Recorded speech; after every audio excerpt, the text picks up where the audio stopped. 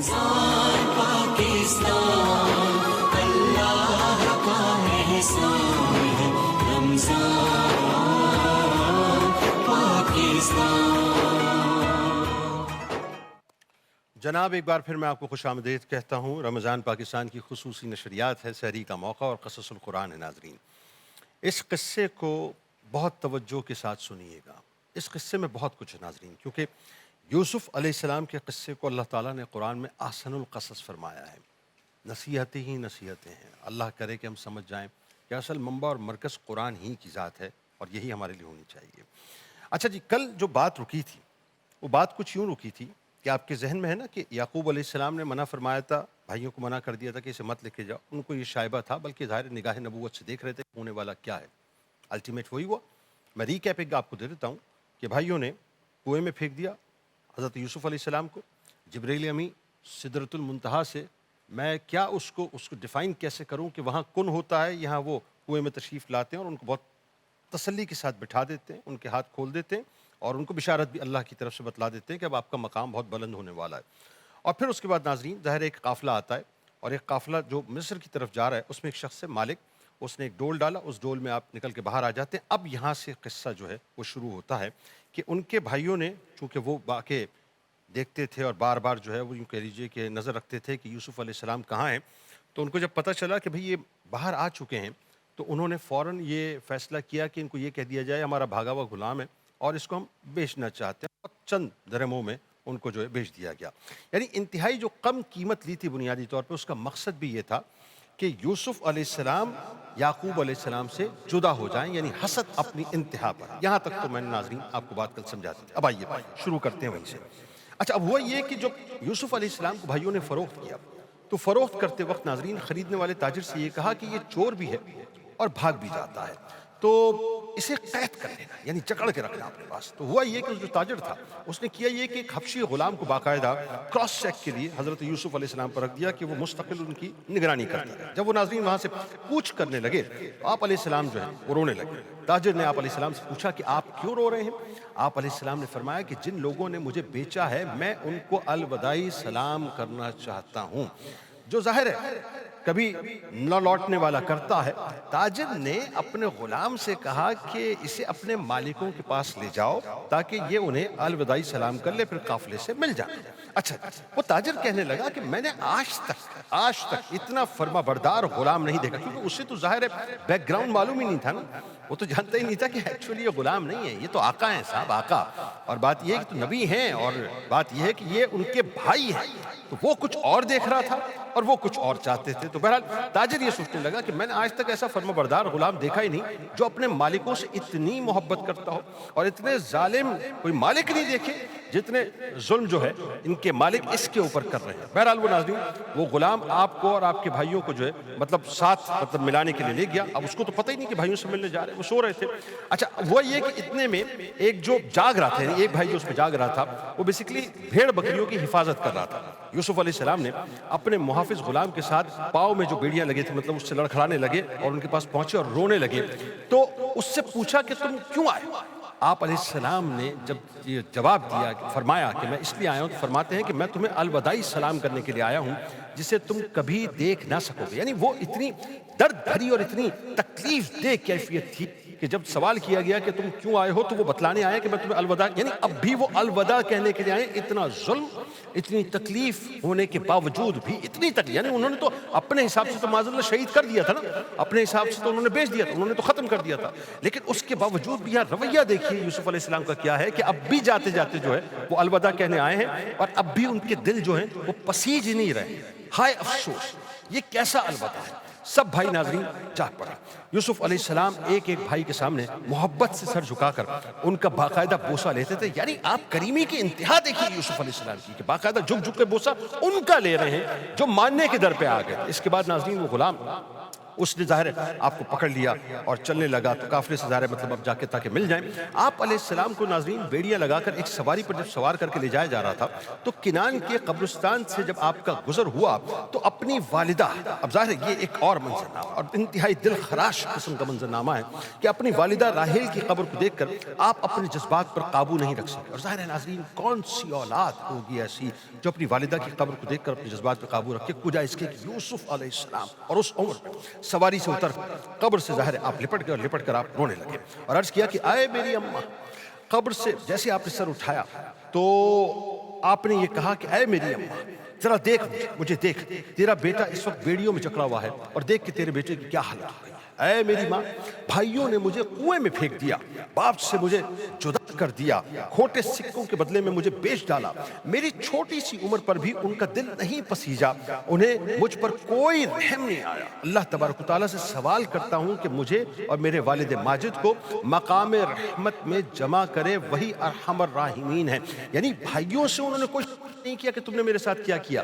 بھائی ظاہر ہے اولاد تو جاتی ہی ماں کے پاس ہے. ماں سے جا کے عرض کر دیا کہ ماں یہ ہو چکا ہے میرے ساتھ. جب غلام نے ناظرین پیچھے سے دیکھا تو یوسف علیہ السلام کو نہ پایا, واپس آیا تو دیکھا کہ آپ ایک قبر کے پاس جو ہے رو رہے. اس نے کہا کہ تمہیں بیچنے والوں نے صحیح کہا تھا کہ تم ایک بھگوڑے ہو معاذ اللہ. یہ کہتے ہوئے اس نے آپ علیہ السلام کو ایک زوردار قسم کا تھپڑ مارا جس سے آپ بے ہوش ہو کر گر پڑے. اور جیسے ہی آپ کو ہوش آیا تو آپ نے کہا کہ مجھے کچھ نہ کہیے, یہ تو میری ماں کی قبر ہے. میں اپنی ماں کو الوداعی سلام کرنے کے لیے سواری سے اتر گیا تھا. آئندہ ایسا کوئی کام نہیں کروں گا جو تمہیں نہ پسند ہو. ظاہر چھوٹی عمر ہے ناظرین اور ان کو اب ٹارچر کیا جا رہا ہے. آپ کے چہرہ مبارک ناظرین خون آلود ہو گیا اور گرنے کی وجہ سے مٹی آپ کے چہرے پر لگی ہوئی تھی.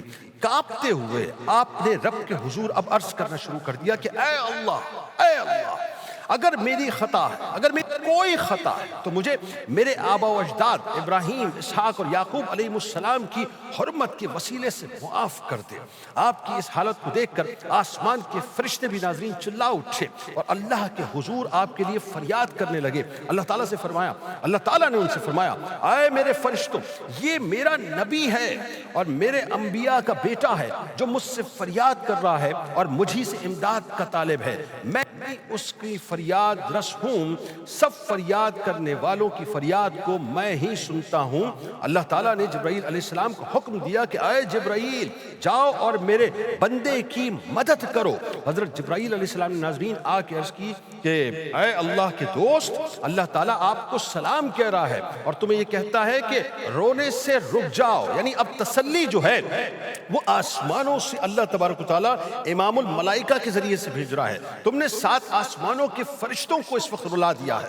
تم کیا چاہتے ہو کہ زمین و آسمان ایک ہو جائیں؟ یعنی یہ وہ کیفیت ہے کہ اس وقت اگر آپ صرف یہ کہہ دیتے کہ ہاں میں یہ چاہتا ہوں تو اللہ تبارک و تعالیٰ زمین و آسمان کو ناظرین ایک کر دیتا. اس وقت سوال ہوا کہ تم چاہتے ہو کہ زمین و آسمان ایک ہو جائیں؟ آپ علیہ السلام نے فرمایا کہ نہیں, مجھے اللہ تعالیٰ نے اپنی صفت حلم عطا کی ہے اور وہ جلد بازی نہیں کرتا تو میں بھی جلد بازی سے کام نہیں کروں گا. یعنی قربان جائیے یوسف علیہ السلام پر کہ اتنا سب کچھ ہونے کے بعد بھی پوری اتھارٹی آپ کے پاس تھی کہ آپ چاہتے تو ایک لمحے میں منظر نامے کو پوری دنیا کے بدل کر رکھ دیتے, لیکن آپ نے جو ہے اپنی حلیمی کو نہ چھوڑا. حضرت جبرائیل علیہ السلام نے اپنا پر زمین پر مارا, زمین سے سرخ رنگ کی ہوا چلنے لگی, سورج کی روشنی ختم ہو گئی, سرخ آندھی سے مکمل طور پہ ناظرین تاریکی چھا گئی.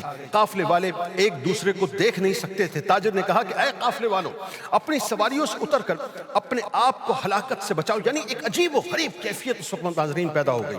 مجھے اس راستے سے گزرتے ہوئے, وہ کہتا ہے مجھے اس راستے سے گزرتے ہوئے کئی سال ہو گئے, میں نے آج کے دن کی طرح کوئی دن نہیں دیکھا. سب اپنے اپنے گناہوں کی معافی مانگو, آج کی مصیبت یقیناً ہمارے کسی گناہ کا نتیجہ ہے. اس وقت ناظرین سیدنا یوسف علیہ السلام کے محافظ حبشی غلام نے کہا کہ میں نے حضرت یوسف علیہ السلام کو مارا تھا. جب مارا تو اس نے اپنا سر آسمانوں کی طرف اٹھایا اور اٹھا کر اپنے ہونٹوں کو بھی حرکت دی تھی. تاجر نے کہا کہ تمہاری بربادی ہو, تم نے ہمیں بھی اور اپنے آپ کو بھی ہلاکت میں ڈال دیا. تاجر آپ علیہ السلام کے پاس آیا اور کہنے لگا اے لڑکے, ہم نے تمہیں مار کر تم پر ظلم کیا ہے. اے نوجوان, تم بدلہ لینا چاہتے ہو تو بدلہ لے لو, ہم حاضر ہیں. آپ علیہ السلام نے فرمایا کہ ہم ظالموں سے بدلہ نہیں لیا کرتے, میں تو اس گھرانے سے تعلق رکھتا ہوں جو ظلم کرنے والوں کو معاف کر دیتے ہیں اور ان کے لیے مغفرت کی دعا کرتے ہیں, اور میں تمہیں معاف کر رہا ہوں, اللہ بھی تمہیں معاف کرے. یعنی آپ ذرا سوچئے تو صحیح, یعنی انسان جو ہے اپنی اپنی یوں کہیے کہ ٹیمپرامنٹ کو مکمل طور پر لوز کر دیتا ہے ایسی کیفیت میں، اس کے حواس ختم ہو جاتے ہیں جن کیفیات سے یوسف علیہ السلام گزارے جا رہے ہیں، لیکن اس کے باوجود وہ جو نبی کی طبیعت میں حلیمی ہوتی ہے وہ کسی طور سے جو ہے اس کو آپ نے فراموش نہیں کیا۔ آپ علیہ السلام کے معاف کرنے کے ساتھ ہی ناظرین تاریکی مکمل طور پہ ختم ہو گئی، آندھی رک گئی، سورج روشن ہو گیا، مشرق و مغرب تک مکمل طور پہ روشنی پھیل گئی۔ اس طرح قافلہ ناظرین مصر کی جانب چل پڑا۔ سیدنا یوسف علیہ السلام کو ناظرین جب مصر لایا گیا تو آپ کو بحیثیت غلام بازار کے اندر بیچا جانے لگا۔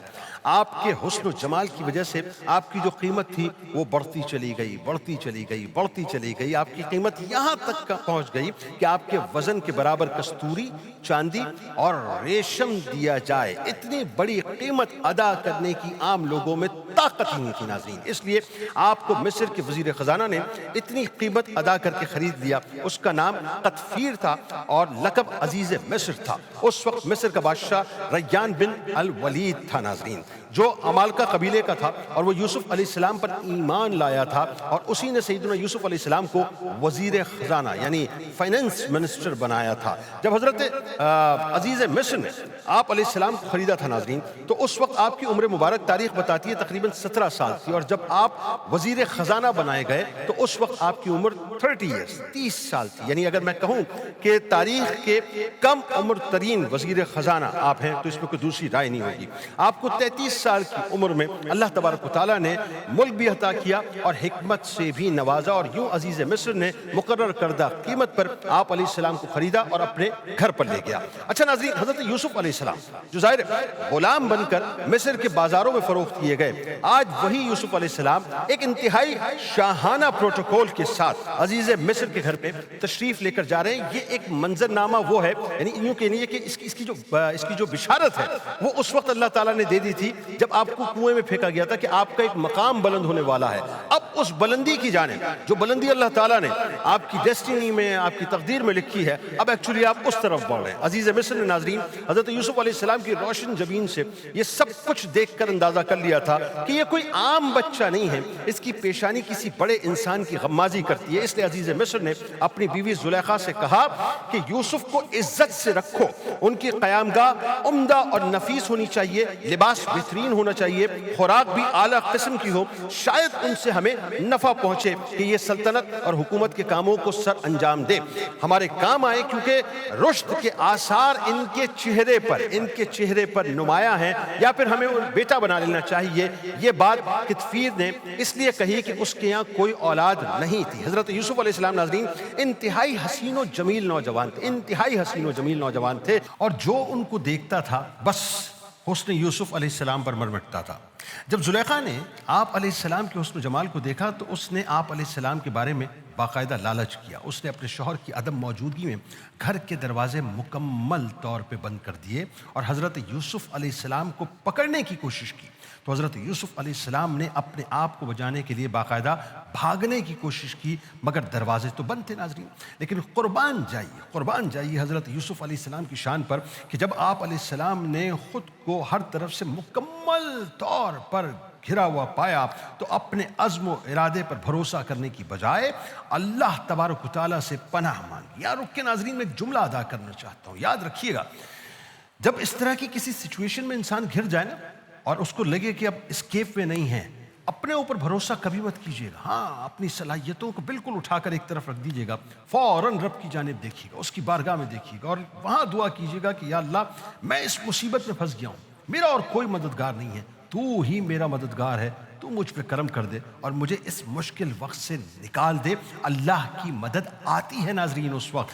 اچھا ہوا یہ کہ زلیخا کو پہلے آپ نے نصیحت کی اور اس انداز سے نصیحت کی کہ بے شک عزیز مصر نے میری پرورش کی، مجھے رہنے کے لیے اچھی جگہ دی، تو کیا اس کا بدلہ یہ ہے کہ میں اس کے اہل خانہ میں خیانت کروں؟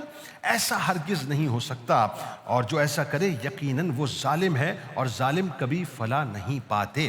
اس واقعے کو ناظرین قرآن کریم نے سورہ یوسف کی آیت نمبر 23 میں یوں بیان کیا، اور اس عورت زلیخا نے جس کے گھر وہ رہتے تھے آپ سے آپ کی ذات کی شدید خواہش کی، اور اس نے دروازے بھی بند کر دیے اور کہنے لگی جلدی آ جاؤ، میں تم سے کہتی ہوں یوسف علیہ السلام نے کہا کہ اللہ کی پناہ، اللہ کی پناہ، بے شک وہ جو تمہارا شوہر ہے میرا مربی ہے، اس نے مجھے بڑی عزت سے رکھا ہے، بے شک ظالم لوگ فلاح نہیں پائیں گے۔ حضرت یوسف علیہ السلام ناظرین انتہائی پاک دامن تھے، انتہائی پاک دامن، اور آپ کی پاک دامنی کو قرآن پاک نے سورہ یوسف کی آیت نمبر 24 میں یوں بیان کیا ہے، یوسف علیہ السلام نے انکار کر دیا اور بے شک اس زلیخا نے تو ان کا ارادہ کر ہی لیا تھا، شاید وہ بھی اس کا قصد کر لیتے اگر انہوں نے اپنے رب کی روشن دلیل کو نہ دیکھا ہوتا۔ اس طرح اس لیے کیا گیا کہ ہم ان سے تکلیف اور بے حیائی دونوں کو دور رکھیں، بے شک وہ ہمارے چنے ہوئے برگزیدہ بندوں میں سے تھے۔ اللہ تبارک و تعالیٰ نے ناظرین انبیاء کرام علیہ السلام کے پاکیزہ نفوس کو بڑے اخلاق عطا کی اور مکمل طور پہ گندے افعال سے پاک پیدا کیا ہے۔ ایک روایت یہ بھی ہے کہ جس وقت زلیخا حضرت یوسف علیہ السلام کے درپے ہوئی، اس وقت آپ علیہ السلام نے اپنے والد ماجد حضرت یعقوب علیہ السلام کو دیکھا کہ انگشت مبارک دندان اقدس کے نیچے دبا کر باقاعدہ اجتناب کرنے کا فرما رہے ہیں، یعنی یہ یوں کہیے وہ جو باپ اور بیٹے کی محبت، یا یوں کہیے کہ نبی سے جو محبت ہے، یہ اللہ کی طرف سے ایک انٹیوشن یعقوب علیہ السلام کی صورت میں بھی ان کو دی گئی کہ کسی طور سے یہ کام نہ کرنا۔ جب آپ علیہ السلام نے ناظرین اپنے رب کی برہان دیکھی تو دروازے کی طرف آپ بھاگے اور زلیخا پیچھے پیچھے انہیں پکڑنے کے لیے بھاگی۔ یہ منظر نامہ آپ ذہن میں رکھیے گا کہ یوسف علیہ السلام چاروں طرف سے ظاہر زلیخا نے دروازے بند کر دیے ہیں، اور وہ آپ کو ظاہر ہے ایک ایسی دعوت دے رہی ہے جو آپ کو اختیار نہیں کرنا چاہتے۔ اب یوسف علیہ السلام جو ہیں وہ بھاگ رہے ہیں اور زلیخا آپ کے پیچھے پیچھے بھاگ رہی ہے۔ آخر کار زلیخا حضرت یوسف علیہ السلام تک پہنچی اور اس نے آپ علیہ السلام کا کرتا پیچھے سے پکڑ کر آپ کو کھینچا تاکہ آپ وہاں سے باہر نکل نہ پائیں، لیکن آپ غالب آئے اور دروازے سے باہر آ گئے۔ زلیخا کے کھینچنے کی وجہ سے ناظرین حضرت یوسف علیہ السلام کی جو قمیص تھی وہ پیچھے سے پھٹ گئی، یعنی ظاہر یوسف علیہ السلام بھاگ رہے ہیں، پیچھے زلیخا ہے، تو اس نے پیچھے سے جب آپ کو دبوچنے کی کوشش کی تو آپ کی قمیض ہاتھ میں آئی اور جیسے اس نے کھینچا تو آپ کی قمیض پیچھے سے پھٹ گئی۔ حضرت یوسف علیہ السلام ناظرین جیسے ہی باہر نکلے اور آپ علیہ السلام کے پیچھے زلیخا بھی نکلی تو دونوں نے عزیز مصر کو ایگزیکٹلی اس منظر نامے کو ذہن میں رکھیے کہ جس وقت یہ ہو رہا ہے معاملہ، اچانک جیسے آپ باہر نکلتے ہیں عزیز مصر جو ہے اس کو اپنے دروازے پہ پایا۔ یہ دیکھ کے فوراً ہی زلیخا نے اپنی برات ظاہر کرنے اور حضرت یوسف علیہ السلام پر اپنے مکر سے یعنی اس کو خوف زدہ کرنے کے لیے ہیلے تراشنی شروع کر دی اور شوہر سے کہنے لگی کہ اس شخص کی کیا سزا ہے جو تمہاری گھر والی کے ساتھ برائی کا ارادہ کرے، معاذ اللہ۔ اتنا کہہ کر زلیخا کو اندیشہ ہوا کہ کہیں طیش میں آ کر عزیز مصر یوسف علیہ السلام کو قتل نہ کر ڈالے۔ یہ بات زلیخا کی شدت محبت کب گوارا کر سکتی تھی، کیونکہ ظاہر ایک طرف تو من میں حضرت یوسف علیہ السلام کی محبت تو تھی، اس لیے اس نے یہ بھی کہہ دیا کہ اس کی سزا یہی ہے کہ اسے قید کر دیا جائے یا دردناک سزا دی جائے، یعنی کوڑے لگائے جائیں۔ جب حضرت یوسف علیہ السلام نے دیکھا کہ زلیخا الٹا آپ پر الزام لگا رہی ہے تو آپ کے قید و سزا کی صورت پیدا کر رہی ہے، تو آپ نے اپنی برات کا اظہار اور حقیقت حال کا بیان ضروری سمجھا اور فرمایا کہ اس نے مجھے اپنی طرف مائل کرنے کی کوشش کی تو میں نے اسے انکار کیا اور میں بھاگا۔ عزیز مصر نے کہا کہ اس بات پر کس طرح سے یقین کیا جائے، یعنی تمہاری جو بات ہے اس پر میں کیسے یقین کر لوں۔ حضرت یوسف علیہ السلام نے فرمایا کہ اس کے گھر میں ایک 4 مہینے کتنا 4 months کا 4 مہینے کا بچہ جھولے میں ہے جو زلیخا کے ماموں کا لڑکا ہے، اس سے پوچھو۔ یعنی اس وقت تو ایک عجیب سچویشن کریٹ ہو گئی نا، ما فوق العقل بات ہے نا کہ صاحب 4 مہینے کا بچہ جو ہے وہ کوئی گفتگو کرے، اس سے پوچھ لو۔ عزیز مصر نے کہا کہ 4 مہینے کا بچہ کیا جانے اور کیسے بولے۔ یہاں یوسف علیہ السلام نے کیا جواب دیا، وہ جواب بڑا اہم ہے صاحب۔ اور کیا 4 مہینے کا بچہ یوسف علیہ السلام کے حق پہ گواہی دے گا، یہ بھی ایک بہت بڑا سوال ہے۔ اس کے لیے آپ انشاءاللہ کل میرے ساتھ جڑے رہیے، زندگی رہی تو دوبارہ اسی وقت اسی چینل پہ آپ سے ملاقات ہوگی۔ بس آپ نے کہیں نہیں جانا، ہم نے بھی جو ہے وہ علماء کے ساتھ کچھ گفتگو کرنی ہے، سحری کریں گے، وہ تمام افراد ہم بھی کچھ ان کے ساتھ سحری کر لیں گے، اور جب لوٹیں گے انشاءاللہ تو توبہ کے حوالے سے بات ہوگی کہ توبہ میں جو ہم تاخیر کرتے ہیں، فار گرانٹیڈ لیتے ہیں، کیوں لیتے ہیں اس بات کو۔ ملاقات کرتے ہیں آپ سے مختصر صفحے کے بعد۔ رمضان پاکستان اللہ کا احسان۔